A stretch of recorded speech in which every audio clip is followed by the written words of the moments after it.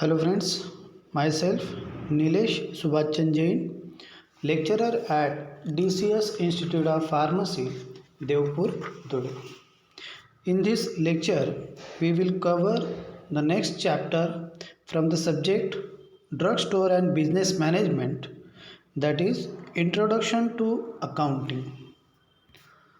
So, accounting or accountancy, which is a very old economic discipline, and it begins in some form since when man business or financial activity started.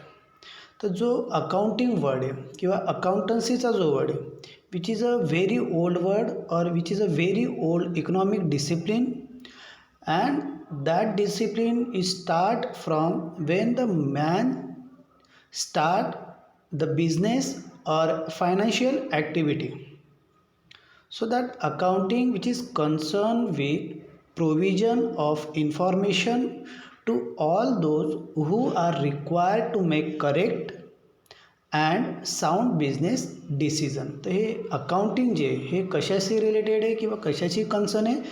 So it concern with the provision of all information to those peoples who are required to make correct and sound decision regarding the business. For example, it means accounting is required for investor would like to know the financial position of an enterprise before investing his money in it. तर जो investor आहे, the person who invests the money in business, that person is called as an investor.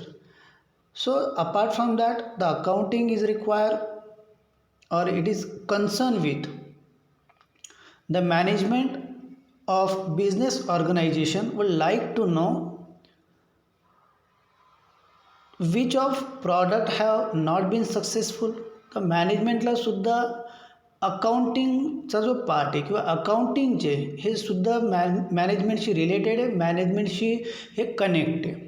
का? कारण की कुठल्या प्रकारचं product हे कमी सेल होते, कुठल्या प्रकारचं प्रॉडक्ट सेल होते जास्त प्रमाणात, बिझनेसची फायनान्शियल पोझिशन काय, हे सर्व कशामुळे लक्षात येईल तर due to the accounting. So after getting the required information from the account book of the firm, it can be decide whether to stop producing unsuccessful product or to take a necessary remedial measures to make the product more appealing to the consumer. तर by using or by proper studying of that accounting, management असेल, investor असेल किंवा जे व्यक्ती त्या अकाउंटशी related असतील, जे अकाउंटिंगशी related असेल, तर ते एक डिसिजन घेऊ शकतात की कुठलं मीन्स बिझनेस स्टॉप करायचा का बिझनेस कंटिन्यू करायचा तर कुठल्या स्टेप्स या इम्प्लिमेंट करणार की जेणेकरून बिझनेस हा वाढेल, सेल हा वाढेल. So it is a concern with that persons. So this aspect of accounting has gradually assumed so much important that is now considered and used as an information and feedback system. So the definition of accounting in that accounting may be defined as the process of identifying, measuring, recording and communicating the economic events of an organization to the interested user of the information. Accounting काय? Accounting, this is a process. It is a process of identifying.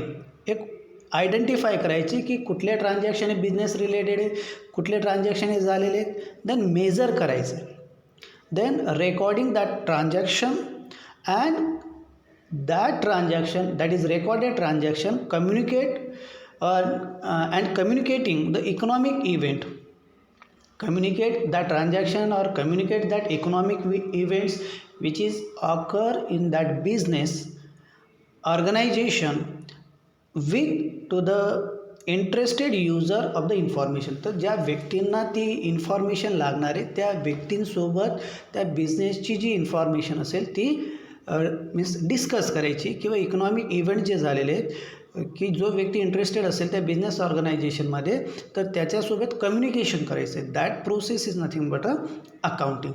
So once again we See that definition, that is accounting may be defined as the process of identify करायचं transaction economic transaction आहे का non economic transaction आहे, major करायचं आहे, then record in books of account and communicating the economic event of an organization to the interested users of the information. तर जी information ज्या व्यक्तीला लागणारे किंवा जी एक इंटरेस्टेड व्यक्ती जे व्यक्ती सपोज की इन्व्हेस्टर्स असतील, क्रेडिटर्स असतील, एम्प्लॉईज असतील, एम्प्लॉई युनियन्स असतील, सोसायटी असेल, तर हर त्या व्यक्तीसोबत कम्युनिकेट होईल जो व्यक्ती इंटरेस्टेड असेल त्या बिझनेस ऑर्गनायझेशनमध्ये.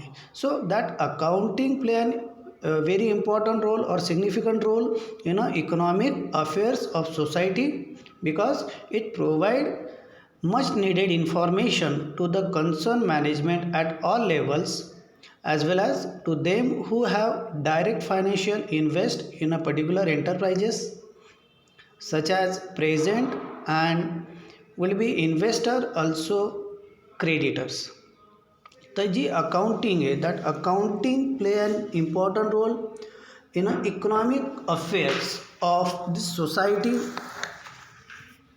As it provide much needed information to the concern management. तर ज्या ही प्रोवाइड द इन्फॉर्मेशन, तर ज्या मॅनेजमेंटची ज्या बिझनेस ऑर्गनायझेशनची इन्फॉर्मेशन पाहिजे तर ती अकाउंटिंग थ्रू आपल्याला मिळत असेल. That is it is concern or needed information to the concerned management at all level as well as to them who direct financial interest in a particular enterprises.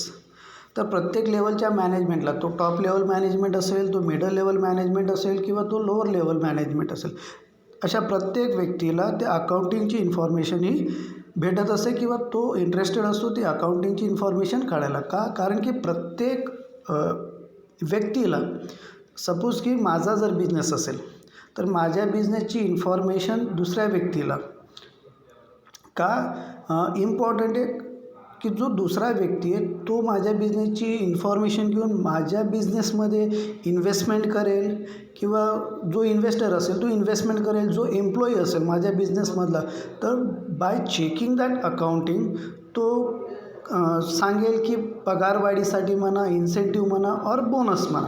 Okay, तर प्रत्येक व्यक्ती हा interested असतो त्या business ऑर्गनायझेशनच्या अकाउंटिंगमध्ये. So accounting information is also important for them who have indirect financial interest. तर ज्या व्यक्तींचा इनडायरेक्ट फायनान्शियल इंटरेस्ट आहे त्या व्यक्तींनासुद्धा अकाउंटिंगची इन्फॉर्मेशन ही इम्पॉर्टंट असेल. जसे टॅक्स अथॉरिटीज, जसे इन्कम टॅक्स असेल, सेल टॅक्स असेल, ओके, तर ते व्यक्तीसुद्धा त्या अकाउंटिंगमध्ये इंटरेस्टेड असतात.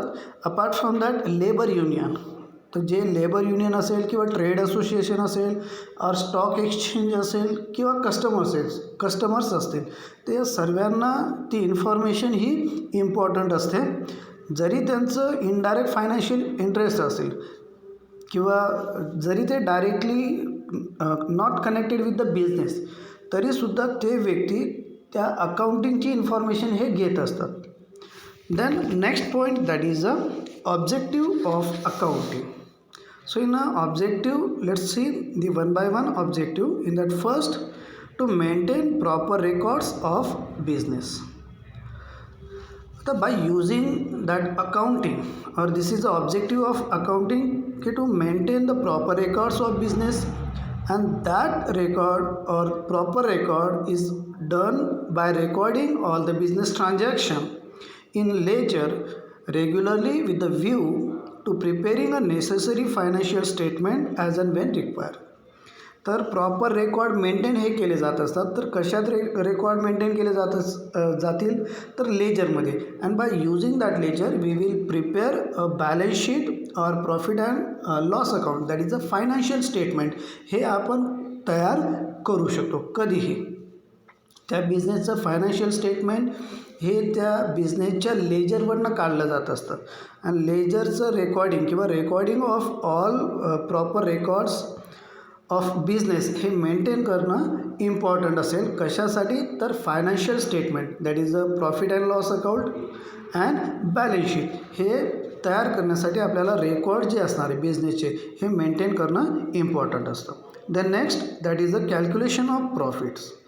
आता calculation of profit and loss हे मेंटेन केलं जात असतं किंवा calculation of profit and loss ही जी इन्फॉर्मेशन अवेलेबल होत असते तर through the profit and loss स्टेटमेंटवरनं. प्रॉफिट अँड लॉस स्टेटमेंट हे कशावरनं तयार होणार आहे तर ते लेजरवरनं तयार होणार आहे. Then third or the next objective of accounting that is depiction of financial position. तर फायनान्शियल पोझिशन त्या बिझनेसची कशी आहे हे बघण्यासाठी आपण बॅलन्स शीट हे तयार करत असतो.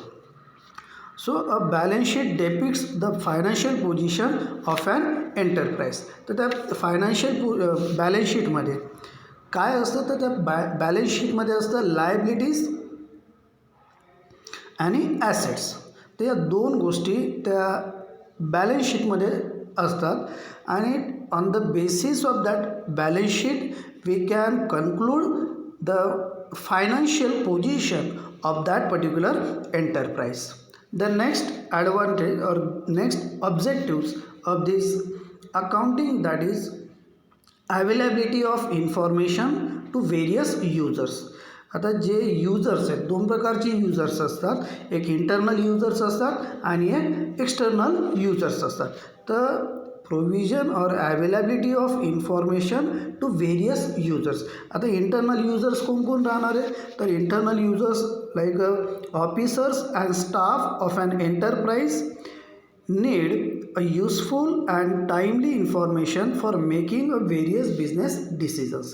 तर जे ऑफिसर्स असतील किंवा स्टाफ असेल तर रिगार्डिंग द बिझनेस काही जर डिसिजन घ्यायचे असतील तर on the basis of that accounting ते डिसिजन हे घेऊ शकतात. So that information which is required by internal users are that is net profit earn by the company in last accounting period. आता कोणती इन्फॉर्मेशन ते इंटरनल युजर्सला लागत असते किंवा कोणती इन्फॉर्मेशन ही रिक्वायर असते. Okay, so the information require bye internal users in that net profit earn by the company in last accounting period. जे प्रिव्हियस अकाउंटिंग पिरियडमध्ये किती प्रॉफिट कंपनीनं कमवला, किती प्रॉफिट झाला हे इन्फॉर्मेशन रिक्वायर असते त्या internal युजर्सला. Apart from that, whether the company has enough cash in hand to make the payment of debitors. तर जे डेबिटर्स आहेत म्हणजेच काय की ज्या ज्या व्यक्तीकडनं पैसे घेतलेले आहेत, ओके, तर त्या त्या व्यक्तीला ते पैसे देऊ शकता का नाही. Whether company has to in cash or whether company has enough cash in hand to make payment to debtors. Apart from that the product which are more profitable. कुठलं प्रॉडक्ट हे प्रॉफिटेबल आहे, कुठलं प्रॉडक्ट हे unprofitable आहे किंवा लॉसमध्ये, हे आपण त्या इंटरनल युजर्सला ही इन्फॉर्मेशन रिक्वायर असते. Apart from that the product which are not making a profit or having a less demand in the market. Then the cost of manufacturing of each product. तर manufacturing cost किती आहे त्या प्रॉडक्टची, त्या इंडस्ट्रीमधून निघणाऱ्या प्रॉडक्टची, तर ही इन्फॉर्मेशन त्या जो इंटरनल युजर्स असतो त्याला ती रिक्वायर असते. And apart from that the money or capital which is required to expand the business. किती पैसा लागणार आहे, किती पैशाची आवश्यकता आहे ही इन्फॉर्मेशन त्या इंटरनल युजर्सला लागत असते. Then external users. आता एक्सटर्नल युजर्स कोण कोण असणार आहे तर इन्व्हेस्टर. एखादा व्यक्ती जो इंटरेस्टेड असणार आहे regarding the investment in a enterprises, त्या व्यक्तीला ती इन्फॉर्मेशन लागत असते. Apart from that creditors. जो व्यक्ती लोन प्रोव्हाइड करणार आहे त्या बिझनेस ऑर्गनायझेशनला किंवा लोन देणारे, that person is nothing but a creditor. Then tax authority. Suppose income tax असेल, सेल टॅक्स असेल किंवा अदर टॅक्स अथॉरिटी ज्या असतील त्यांना अकाउंटिंगची इन्फॉर्मेशन रिक्वायर असते. Apart from that labour union, trade union or trade association, then stock exchange and customers fall in this category. तर जे जे एक्सटर्नल युजर्स आहेत जसे इन्व्हेस्टर, क्रेडिटर्स, टॅक्स अथॉरिटी असेल, लेबर्स असतील, युनियन असेल, that is a labour union असेल, trade association असेल किंवा स्टॉक एक्सचेंज असेल, कस्टमर्स असेल, so that persons are categorise under a external users and they are not in a position to get a direct information about the financial state of the business. They have therefore rely on a financial state. तर त्यांना जी बिझनेसची actual accounting आहे ती बघायला मिळत नाही. Okay, that is they are not in a position to get a direct information about the financial state of the business concern. तर बिझनेसची जी फायनान्शियल स्टेट आहे त्यांना डायरेक्ट इन्फॉर्मेशन किंवा पक्की इन्फॉर्मेशन कधी कधी भेटत नाही. तर they R base or they are depends or they are rely on financial statement. तर ते कशावरती डिपेंड असणार आहे? They depends on a financial statement. आता फायनान्शियल स्टेटमेंट कोणते? तर balance sheet and profit and loss account. So the external users are mostly interested in following information such as the assets and liability of the business enterprises. That information is obtained from a balance sheet. Then the amount and time of payment of dividend or interest to the shareholder and investors, and the performance and earning capacity of business enterprises. So that information are mostly required, or that information are mostly interested for external users. Assets liability त्या बिझनेसचे, किंवा amount and time of payment of dividends which is interested to shareholder and investors, and the performance and the earning capacity of business enterprises. The next objective that is to comply legal requirements. The next objective that is comply legal requirements. So in case of companies, auditing is a compulsory. तर सहसा 50 लाख ते 1 करोडच्या वरती जेव्हा sale किंवा purchase होत असेल तर त्यावेळेस ऑडिटिंग हे कंपल्सरी असतं. Or auditing is compulsory for a companies. So auditing is not possible without accounting. Without accounting ऑडिटिंगचा जो पार्ट आहे हा कंप्लीट होऊ शकत नाही. So the accounting should be done in a such way that it complies with the legal requirements. So what legal requirements are there, so that accounting should be in a such way that accounting अशा पद्धतीनं करायची, accounting अशा पद्धतीनं केली जायला पाहिजे की ज्या काही लीगल रिक्वायरमेंट्स आहेत, ज्या काही लीगल फॅक्ट्स आहेत त्या कॉम्प्लाय व्हायला पाहिजे. The income tax return and financial statement which are required to be filled by various institutions are made from accounting information. तर जी अकाउंटिंग इन्फॉर्मेशन आहे त्या इन्फॉर्मेशन घेऊन जे इन्कम टॅक्स असेल किंवा सेल टॅक्स रिटर्न असेल किंवा फायनान्शियल स्टेटमेंट असेल तर हे इन्फॉर्मेशन फील केली जात असते. Then next objective that is to know the exact reason leading to net profit or net loss. तर बिझनेसला होणारा नेट प्रॉफिट नेट लॉस कशामुळे ते रिझन फाइंड आउट करणं किंवा ते एक्झॅक्ट रिझन लीड करणं. Then to prevent errors and frauds. So whatever errors which is occur in enterprises, whatever fraud which is occur in enterprises, it is the objective of that accounting to prevent that errors and frauds. Apart from that, to ascertain the progress of business from year to year. This is the objectives of accounting. The next point that is a limitations of accounting. अकाउंटिंगचे objective आपण मागच्या स्लाईडमध्ये बघितले. आता limitation की accounting कुठं कमी पडतं, थोडक्यात त्या अकाउंटिंगचे डिसॲडव्हान्टेज काय किंवा अकाउंटिंग लिमिट्स कुठं असेल, मिस लिमिटेशन्स कुठं असतात, कुठं कमी पडतं accounting. So the scope of accounting is restricted to the limit let down by the various law. तर जो अकाउंटिंगचा स्कोप आहे हा रेस्ट्रिक्ट केला जातो किंवा रेस्ट्रिक्टेड आहे which is let down by the various law. भरपूर असे लॉ आहे की ज्याच्यामुळे स्कोप ऑफ अकाउंटिंग हे रेस्ट्रिक्टेड होत असतं.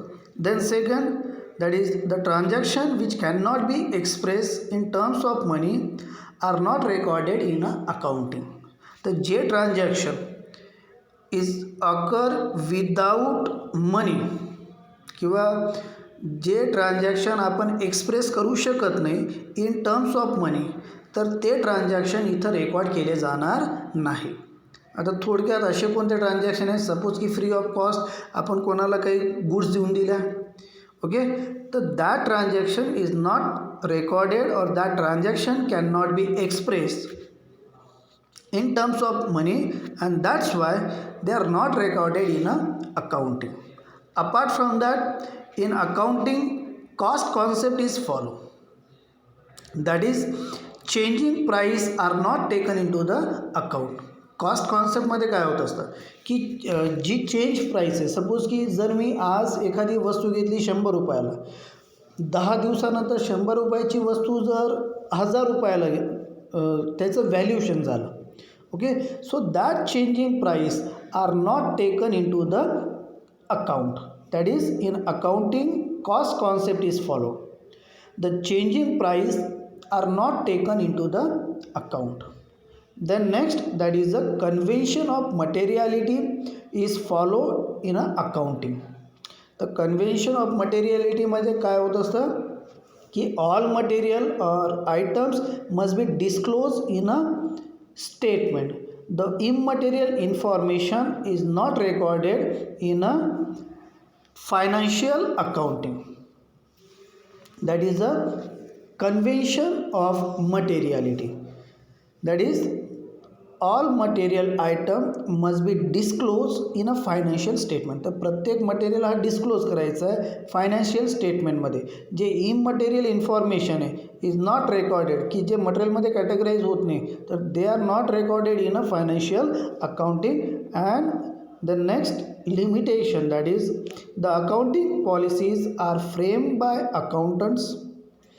आता अकाउंटिंग पॉलिसीज किंवा अकाउंटिंग कोण करत असतं, तर accounting policies are frame by accountant.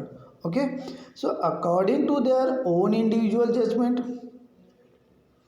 Okay, it is a subjective factor, the objective factor is completely ignore. आता प्रत्येक अकाउंटंटचं असणार जो आहे, तर त्या प्रत्येक अकाउंटंटचा व्ह्यू हा वेगळा असतो. ओके, दॅट इज त्याचं पर्सनल जे जजमेंट असणार आहे, इंडिव्हिज्युअल जजमेंट जे असणार आहे, त्या जजमेंटवरती ती अकाउंटिंग तो करणार आहे. That is the accounting policies are frame by accountant according to their own individual judgement. त्याच्या ओन इंडिव्हिज्युअल जजमेंटवरती तो अकाउंटिंग पॉलिसी फ्रेम करणार आहे. ओके, तर असं असू शकत नाही की एक अकाउंटिंगच्या ज्या फिगर्स असतील त्याच दुसऱ्या अकाउंटंटच्या पण असतील, असं असू शकत नाही कधीतरी. ओके, किंवा कधीकधी हे असं पॉसिबल होत नाही. Then last limitation, that is in accounting provision is made on the concept of conservation for prospective loss bad and doubtful debits, but no provision is made for prospective profit. तर concept or कॉन्झर्वेशनमध्ये काय सांगितलं जात असतं की अँटिसिपेटेड जे loss आहे त्या लॉसवरती किंवा प्रॉस्पेक्टिव्ह जे लॉस आहे, that is the bad debits असेल किंवा डाऊटफुल डेबिट्स असतील, त्याच्यावरती जास्त फोकस करा than that of profit. That is provision is made for prospective profit. That is a no provision made is made for prospective profit. तर more focus, आता concept of कॉन्झर्वेशनमध्ये काय होत असतं की more focus on a loss than that of profit. जास्तीचा focus करायचा आहे, कुठं करायचा आहे, तर लॉसवरती करायचा आहे. प्रॉफिट कुठून आलं याचं एवढं इम्पॉर्टन्स नाही, पण लॉस कुठं झाला हे इम्पॉर्टंट असणार आहे. That is a concept of conservations. The next point, that is the branches of accounting. So generally the accounting has mainly 3 branches, that is financial accounting, cost accounting, management accounting. But apart from that there are 2 also branches, that is tax accounting and social responsibility accounting. So let's see one by one. The first, that is the financial accounting. So that financial accounting which is mainly concern with recording or record keeping directed towards the preparation of profit and loss account and balance sheet. तर financial account जे financial statement असणार आहे तर त्याच्याशी हे related असेल. That is it mainly concern with the record keeping directed towards preparation of profit and loss account and balance sheet. तर जे P&L अकाउंट आपण म्हणत असतो किंवा बॅलन्स शीट, P&L अकाउंट आणि balance sheet these are the two financial statement. तर financial accounting is related with that two statement, that is balance sheet and P&L account. त्यालाच म्हणतोय आपण financial statement. And the main purpose of that financial accounting is to prepare a necessary account and balance sheet. Apart from that, to record the transaction which are related or concern or affect the business. तर जे बिझनेसशी concern असेल, बिझनेसवरती effect करतील, बिझनेसशी related असेल ते transaction record करणं. Then to apprise the owner of the business about the financial state of the business. तर जो बिझनेसचा owner असेल, जे बिझनेसचा मॅनेजमेंट असेल, तर on the basis of that financial statement तो बघू शकतो की बिझनेसची फायनान्शियल पोझिशन काय आहे. The next branch that is a cost accounting. So cost accounting it is a process of accounting for cost.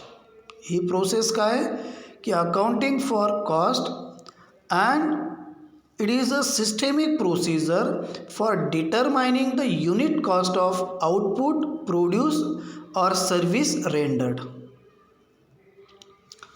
आता कॉस्ट अकाउंटिंग काय की cost accounting is a process of accounting for cost and the main function of cost accounting is to find out the cost of product and to help the management in controlling its cost.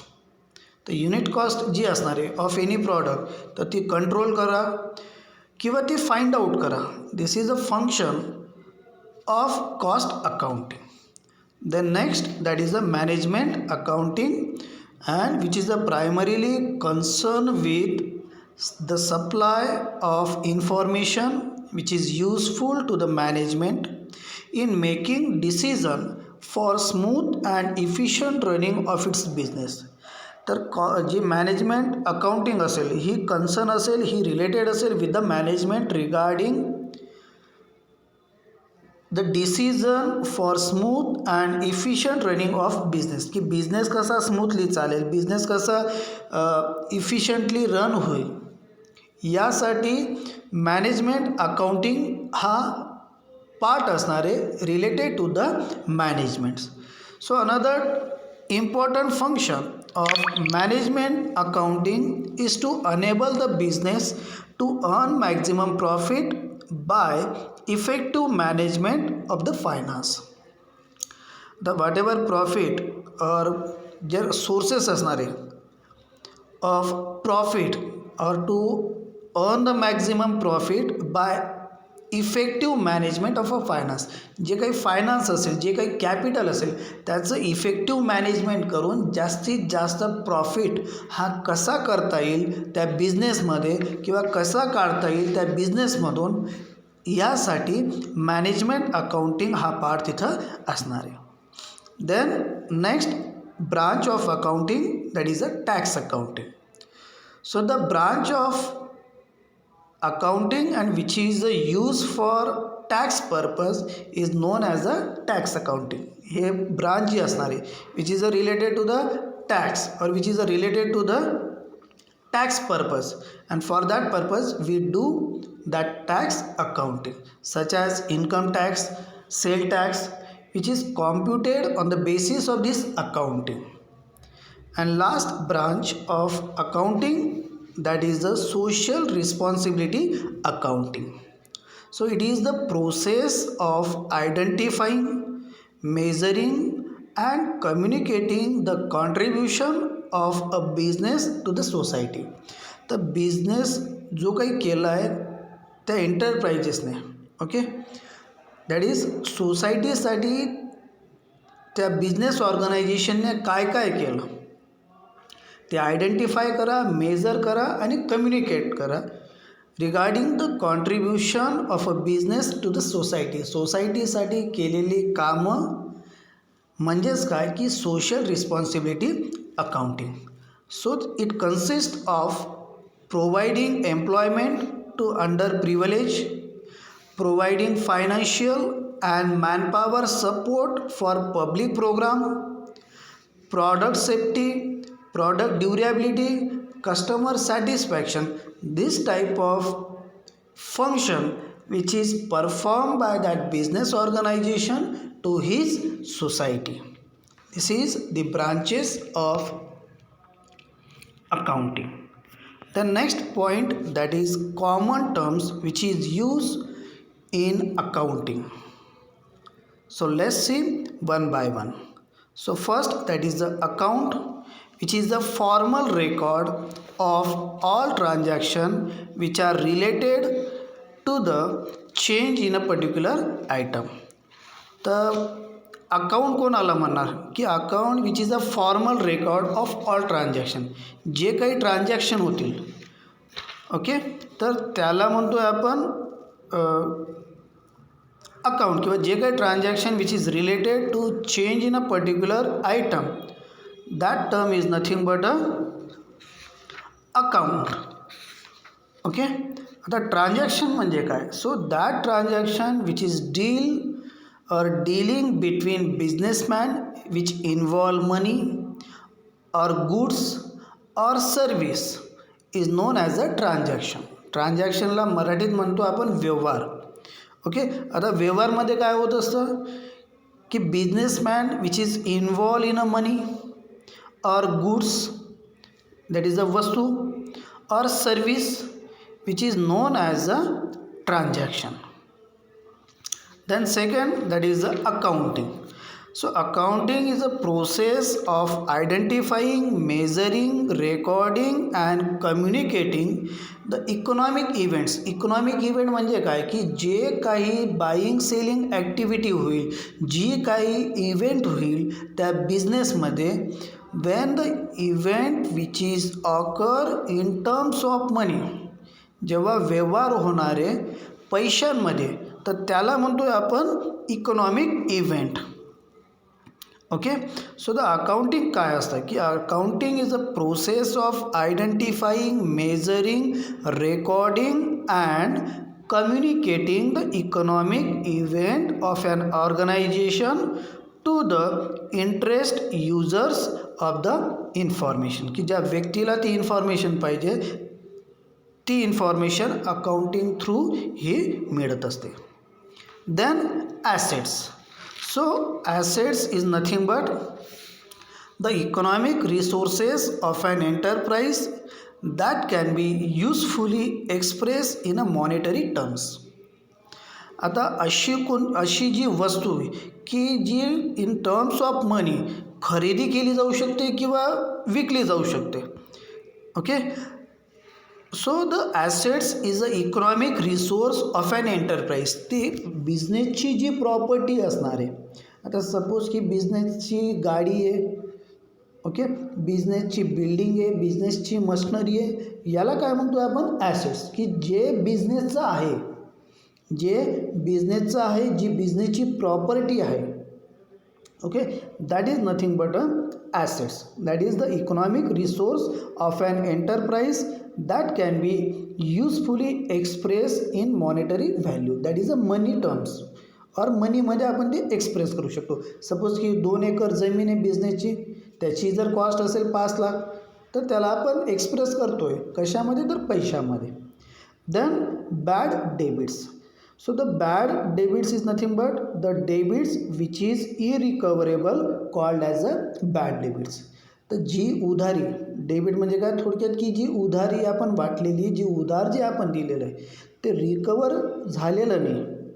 The debits which are irrecoverable called as a bad debits. जी उधारी आपल्याकडे गोळा झाली नाही, जी उधारी गोळा होऊ शकली नाही, त्याला म्हणतोय आपण बॅड डेबिट्स. त्याला आपण थोडक्यात काय म्हणतो की पैसे बुडाले व पैसे वाया गेले, त्याला म्हणतोय आपण bad debits. Then balancing of account.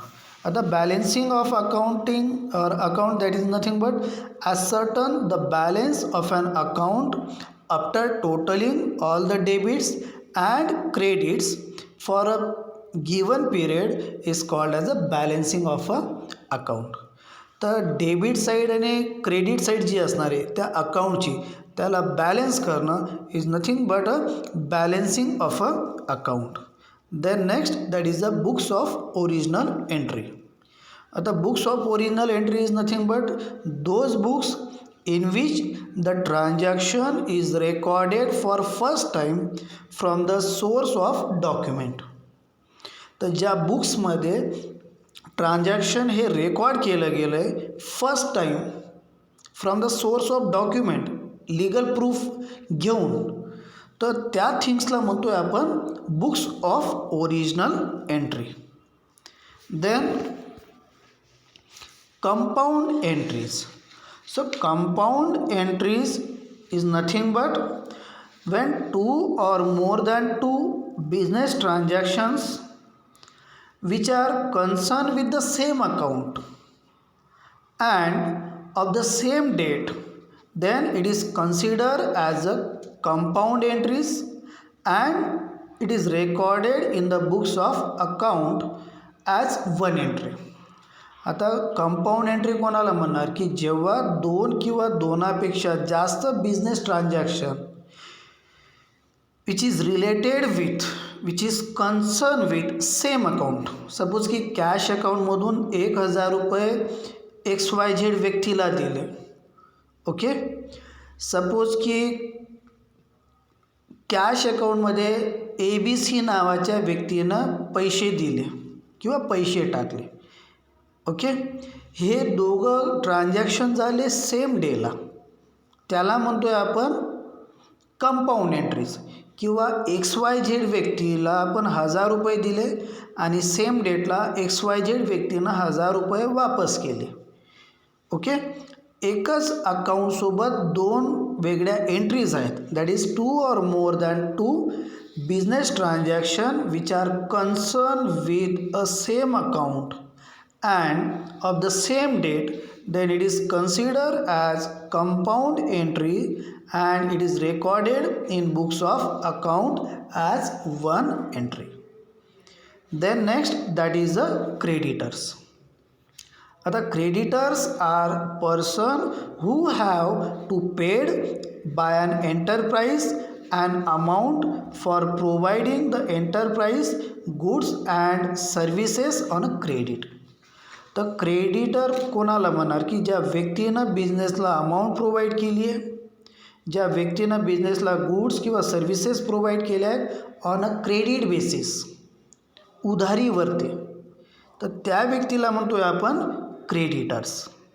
Then next that is a current assets. So current assets which are either in the form of cash or can be converted into cash within a year. Current assets कोणाला म्हणणार? Assets थोडक्यात काय की बिझनेसची property. Okay, the amount of money or amount of property which is earn through the business organisation or through the business, that term is nothing but assets. Okay, आता current assets म्हणजे काय की असे assets which are either in the form of cash or can be converted into cash within a year. एका वर्षाच्या आत बिझनेसचे जे assets असतील किंवा जे ॲसेट्स असतील त्याला कॅशमध्ये कन्वर्ट करणं, त्या ॲसेट्सला म्हणतोय आपण करंट ॲसेट्स. आता थोडक्यात जर याचं एक्झाम्पल जर द्यायचं म्हटलं तर सपोज की बिझनेसचे 1,00,000 रुपये बँक अकाउंटमध्ये आहे. ओके, तर ते 1,00,000 रुपये बँक अकाउंटमध्ये आहे. म्हणजेच काय की बँकेत बिझनेसची 1,00,000 रुपयाची प्रॉपर्टी थोडक्यात जमा आहे. ओके. आता बिझनेसला जेव्हा ते 1,00,000 रुपये लागणार आहे, ते कधीही बिझनेसमॅन त्या बँकेतनं जाऊन 1,00,000 रुपये विड्रॉल करू शकतो. ओके. त्याला म्हणतोय आपण current assets. Okay. The next that is a debtors. So debtors are person and or other entity who owe to an enterprise an amount for receiving goods and services on a credit.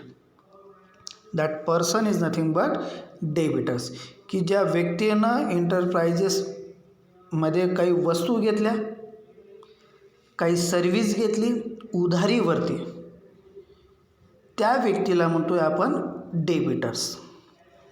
Okay. Then next depreciation. आता depreciation याला मराठीमध्ये म्हटलं जातं आहे घसारा. Okay. आता गाडीचा घसारा झाला, दॅट इज अ डेप्रिशिएशन झालं. डेप्रिशिएशन होऊन काय होत असतं की cost of that item get decreases. Okay. So let's see. Depreciation is the decline in the value of an assets on account of wear and tear or passage of time or both.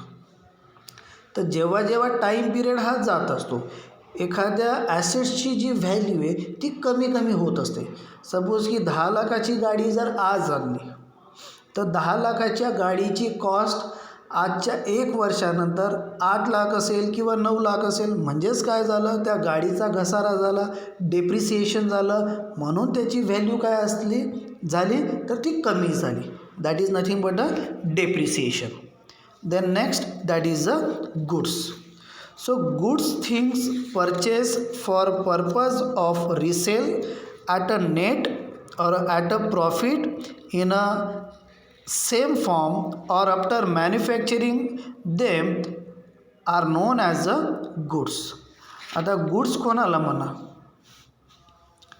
तर goods अशी वस्तू आहे की जी resale केली जात असते किंवा resale करू शकतो फॉर अ प्रॉफिट, और it is a raw material असू शकतो. That is a after manufacturing them they are non as a good. Okay. That is nothing but a goods. Then next that is a journal. So journal which is a basic book of original entry, की जिथं आपण जे transaction आहेत ते transaction हे लिहू शकतो. That is a original and basic book of original entry. Then ledger. So ledger a book containing all the account to which entries are transferred from books of original entry. आता books of original entry is nothing but journal. तर जर्नलमधून ज्या entry आपण account wise transfer करणार आहेत, ज्या ठिकाणी transfer करणार आहे त्याला म्हणतोय आपण ledger. So ledger is a book containing all the accounts. लेजरमध्ये प्रत्येक गोष्टीचं अकाउंट असतं. कॅश अकाउंट असेल, गुड्स अकाउंट असेल, परचेस अकाउंट असेल, सेल अकाउंट असेल, बँक अकाउंट असेल, जेवढेही account which is related to that business, all that accounts are included in a ledger. Then next that is the liabilities. So liabilities are the obligations or debits that an enterprise may pay in money or service at some time in a future. म्हणजेच काय की थोडक्यात की बिझनेसवरती जे काही कर्ज असेल जे आपण पेड करणार आहे त्याला म्हणतोय आपण लायबिलिटीज. थोडक्यात काय म्हटलं जाईल त्याला, the amount which is payable through the business, that thing or that amount is nothing but a liabilities. That is, the liabilities are obligations or debits that an enterprise or business may pay in money or service at some time in future. Then next that is a petty cash book. आता पेटी cash book कशासाठी use केलं जात असतं, तर petty cash book is use to record small cash payment. तर जे day to डेचे जे कॅश पेमेंट होणार आहे, ओके, तर ज्या बुक्समध्ये रेकॉर्ड केलं जाणार आहे त्याला म्हणतोय आपण petty cash book. Then next that is the posting. आता posting which is a process of transferring entries from books of original entry to the ledger. तर थोडक्यात काय, बुक्स ऑफ ओरिजिनल एंट्री म्हणजेच काय की जर्नलमध्ये आपण एंट्री ज्या सुरुवातीला रेकॉर्ड करतो आहे, जर्नलमधून त्या पोस्ट होणारे, जर्नलमधून त्या ट्रान्सफर होणारे account wise in a ledger, तर त्याला म्हणतोय आपण posting. So posting is a process of transferring entries from books of account or books of original entry to the ledger, that is the posting. Then purchase. So purchase are the total amount of goods procured by business on credit and for cash for use or sale. तर purchase म्हणजे काय, विकत घेणं. तर विकत कोण घेणार आहे, तर सपोज की इथं बिझनेस आहे, तर बिझनेसने एखादी गोष्ट परचेस केली, गुड्स परचेस केली, ती क्रेडिटमध्ये असेल किंवा कॅशमध्ये असेल, ती बिझनेससाठी यूज करायला असेल किंवा बिझनेसमधून ती विकायला असेल, that term is nothing but a purchase. Then next term that is a revenue. Revenue थोडक्यात आपण त्याला म्हणतो कर, tax. Okay, revenue are the amount a business earn by selling its product or providing services to the customer. थोडक्यात काय की त्याला tax पण म्हणू शकतो, त्याला आपण पैसा पण म्हणू शकतो, त्याला प्रॉफिट पण म्हणू शकतो. So revenues are the amount a business earns by selling its goods or its product or providing services to the consumer. Then next that is a suspend account.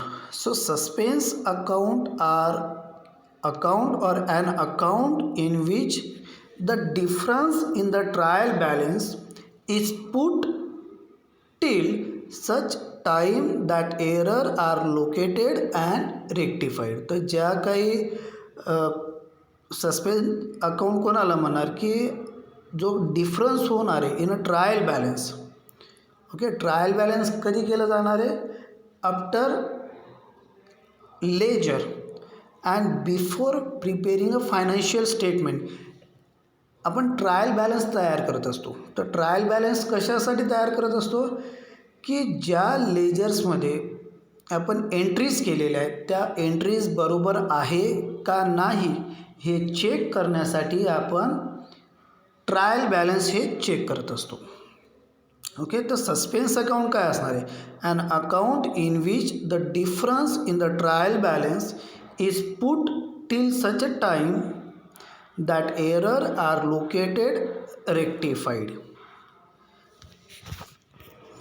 Then source documents. आता source documents कोणाला म्हणणार, source documents are the documents which forms the basis and evidence of a business transaction recorded in the books of account. For example, invoice bill, cash memos, vouchers.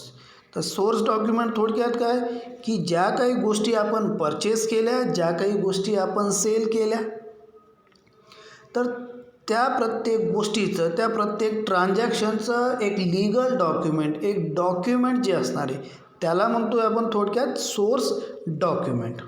Then trade credit. Trade credit is a credit which is granted by manufacturer and wholesaler to the retailer to help them for sale of goods. It is generally given for a period between 30 to 90 days. तर business वाढावा, business चांगला चालावा यासाठी manufacturer असेल किंवा wholesaler असेल, he provide a trade credit facility to his retailer for 30 to 90 days period. Then next that is a trade discount. So the deduction which is given by way of a certain percentage from the list price of goods to be sold is called as a trade discount. आता trade पहिले जाणून घेऊया. Trade म्हणजे काय. Trade is nothing but buying, selling and exchange of goods. So at the time of trade whatever discount is provided, that is the deduction which is given by the way of certain percentage. Discount हे पर्सेंटेजमध्ये दिलं जात असतं. 2% discount असेल, 3% discount असेल, 5% discount असेल. That is the way of certain percentage from list price of the goods to be sold is called as a trade discount. Then transaction. So transaction, which is a deal between or a dealing between businessman involving money or goods or services, which is known as a transaction. तर जेव्हा dealing होत असते, dealing between businessman which involve money. ट्रान्झॅक्शनला थोडक्यात आपण म्हणणार आहे व्यवहार. व्यवहार कसा होत असतो की विच इन्व्हॉल्व्स मनी असेल, or which involve goods, or which involve services. That thing is nothing but a transaction. Then trial balance. So trial balance which is a statement showing the abstract of a balance, that is debit and credit of various account in the ledger. तर लेजरमधलं जे काही debit असेल किंवा credit balance असेल, तर हे एक arithmetic accuracy check करण्यासाठी ऑफ डिफरंट लेजर अकाउंट, हे चेक करण्यासाठी ट्रायल बॅलन्स हे तयार केलं जात असतं. Then next that is a turn over. So turn over which is a total sale of business during a given period either on a cash or credit. Turn over होणं म्हणजेच काय की क्रेडिटमध्ये किंवा कॅशमध्ये एक स्पेसिफिक पिरियडमध्ये जो काही सेल झाला किंवा परचेस झाला, that is a total sale of a business. थोडक्यात टर्नओव्हर म्हणजे काय की total sale of a business during a giving period either on a cash or a credit. तर जेवढा सेल क्रेडिट किंवा कॅशमध्ये होणारे एक स्पेसिफिक पिरियडमध्ये, सपोज की 6 महिने असेल, 2 महिने असेल, 12 महिने असेल, 10 महिने असेल, तर त्या थिंग्सला म्हणतो आहे आपण turn over. Then next that is the voucher.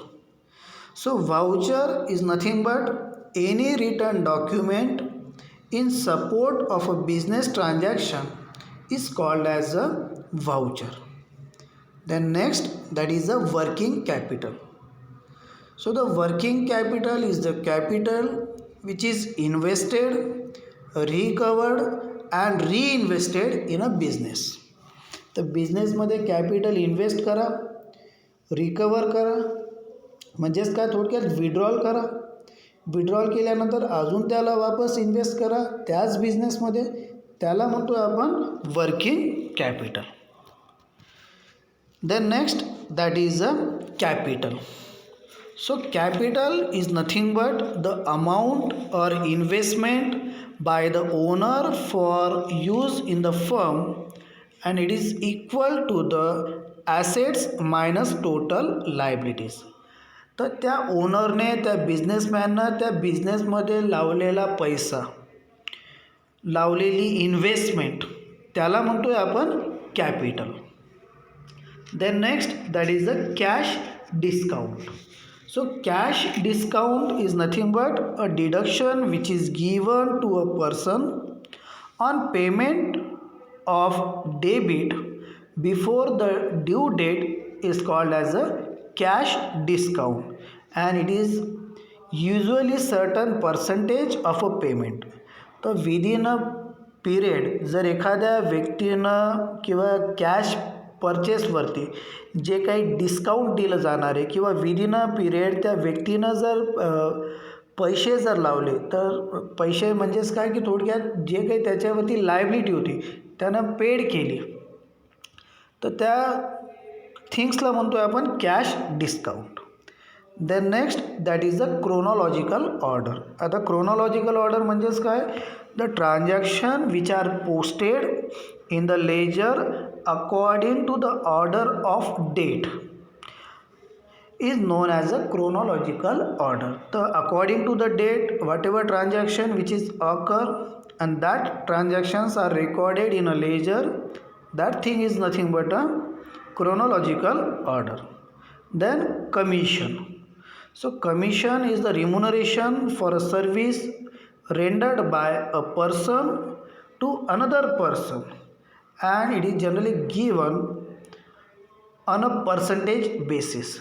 तर कमिशन काय असतो, तर एक रिम्युनरेशन असतं, मोबदला आपण त्याला म्हणतो. So the commission is the remuneration for service which is rendered by person to another person. एका व्यक्तीनं दुसऱ्या व्यक्तीला जी काही सर्विस प्रोव्हाइड केली आहे त्या सर्विसवरती जे काही रिम्युनरेशन असेल, जो काही मोबदला असेल, त्याला म्हणतोय आपण commission. Okay. Then next that is a driving. So drawing is nothing but when the businessman withdraw cash or goods from the business for his personal use, it is called as a drawing. तर जेव्हा एखादा बिझनेसचा owner किंवा businessman जो असेल, जेव्हा तो स्वतःच्या बिझनेसमधून स्वतःच्यासाठी पैसे विड्रॉल करत असेल तर त्या गोष्टीला आपण म्हणतोय driving. Then expenses. Expenses are the cost incurred by a business in the process of earning revenue.